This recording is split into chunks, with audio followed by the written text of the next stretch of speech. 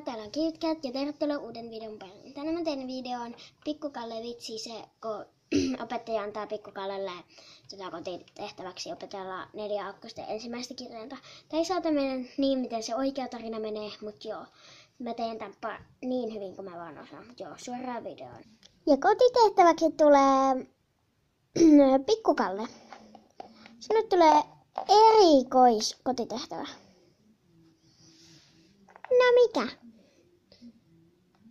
Sinulle tulee kotitehtäväksi opetella 4 akkosten ensimmäistä kirjainta. Mutta joo, hyvää loppupäivää. Mäpä sain helpon kotitehtävän. No, mennäänpä nyt kotiin.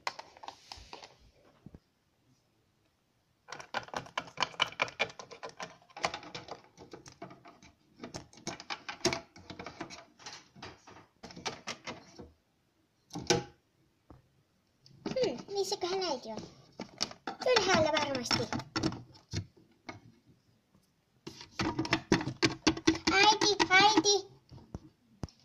Äiti, mikä on akkosten ensimmäinen kerta? Turpa kiinni. Siis joo, kyllä, onhan se semmonen. Äiti, mikä se on? Turpa kiinni. Onko?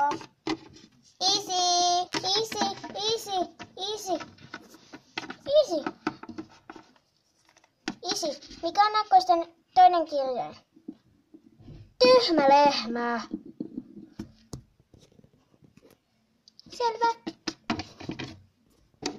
Pikkusisko, mikä on akkosten 3. kirjain? Batman. Ok.